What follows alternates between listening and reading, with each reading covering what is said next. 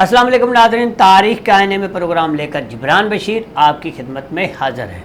आज हम प्रोग्राम तारीख़ में हिंदुस्तान के बारे में बात करेंगे कि हिंदुस्तान की कदीमी तारीख़ क्या है और इसके कितने नाम पहले रखे गए और इसकी तारीख़ का आगाज़ कब से हुआ। क्योंकि ये तो बहुत पुराना है, मगर इसकी जो इब्तदा है 650 ईस्वी या 650 क़ब्ल मसीह से होती है और उसके बाद 800 ईस्वी तक इसको लाया गया है। इसका आगाज़, जो तारीख़ का आगाज़ है, वो मगधा सल्तनत से ही शुरू होता है और उसके बाद अरब आए। अरब के बाद बहुत से हिंदुस्तान में लोग आए जिन्होंने इनके ऊपर हमला किया और उसके बाद उनकी तारीख़ भरी पड़ी है। और फिर जो हिंदुस्तान के लोग थे, इन्होंने दूसरी चीज़ों को अडॉप्ट किया, उनको अपने अंदर समो लिया और इस तरह ये तारीख़ बदलती गई। हिंदुस्तानी तहज़ीब ने ज़रूरियात के तहत तहज़ीबी तौर पर भी बहुत तरक्की की। दूसरे, इसने बैरूनी हमलावर को अपने अंदर समो लिया, यानी कि जो भी हमलावर आया उसकी जो तहज़ीब आई उसके साथ साथ वो उसके साथ जुड़ते चले गए।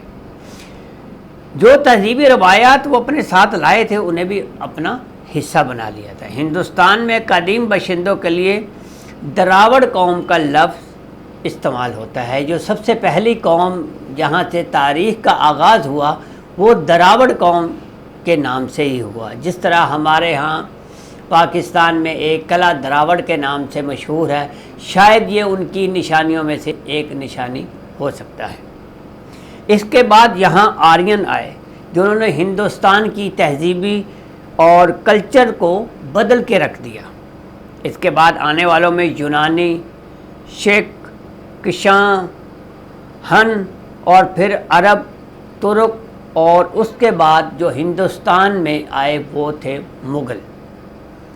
तो इस तरह हर बादशाह जो भी आता था या जो भी यहाँ लोग आए, इन्होंने जो हिंदुस्तान को तहज़ीब दी, उसी में हिंदुस्तान बदलता गया। दुनिया के हर मुल्क के कई नामों से पुकारा जाता है। यह नाम कभी तो इस मुल्क के जोग्राफियाई इलाके के बनिस्बत से ही होता है, कभी कौम के नाम पर, कभी उसकी सियासी या समाजी शनाख्त के लिए। ये भी होता है कि दूसरे लोग किसी मुल्क को एक नाम देते हैं और बाद में वही नाम मकबूल हो जाता है। कभी इस मुल्क के रहने वाले अपने मुल्क का कोई भी नाम रख लेते हैं ताकि वो इससे पहचाने जाए। हम हिंदुस्तान या हिंदुस्तान के नाम से जानते हैं इस बर्रे सगीर पाको हिंद को। माजी में इसके कई नाम रहे हैं। जब आर्य यहाँ पर आए तो उन्होंने दरियाए सिंध की बनिस्बत से हिंदुस्तान के शुमाली इलाके को सिंध कहा। ईरानियों ने, जब ईरान के लोग यहाँ बरसरे इक़्तिदार आए तो उन्होंने इसका नाम हिंद रखा।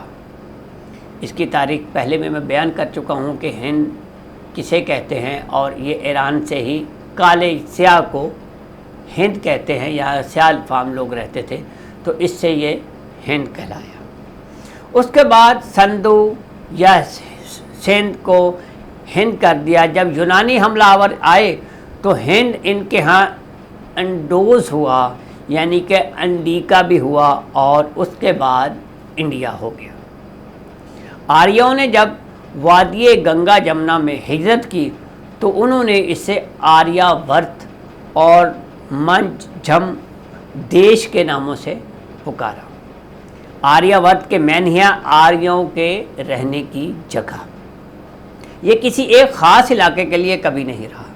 कभी इसको गंगा के वस्ती इलाके के लिए इस्तेमाल किया जाता था कि जिससे आसाम और मशरक़ी इलाकों को निकाल दिया जाता था। कभी आर्यावर्त को हिमालय से लेकर विंध्याचल तक के इलाके के लिए बोला जाता था। जैन मत और बुद्ध मत के मानने वाले इस इलाके को मंझम देश कहते थे। आर्यावर्त के अलावा इसे भारतवर्ष के नाम से भी पुकारा जाता था।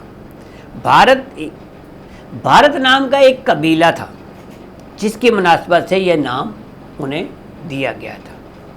ہندوستان یا ہندوستان کا لفظ افغانوں نے ہی شروع کیا۔ اسے برصغیر ہندوستان بھی کہا جاتا ہے، جو اس کے پھیلاؤ اور وسعت کو ظاہر کرتا ہے۔ اردو میں اب ہندوستان کا زیادہ استعمال ہوتا ہے، جبکہ انگریزی اور دوسری یورپی زبانوں میں انڈیا مقبول ہے۔ سرکاری طور پر اسے بھارت کہا جاتا تھا۔ تو یہ تھے ہندوستان کے ہند سے لے کے ہندوستان اور بھارت بننے تک کے ان کے نام اور اس کی تاریخ۔ اس کے ساتھ ہی جبران بشیر کو اجازت دیجیے، اگلے پروگرام میں پھر حاضر ہوں گا۔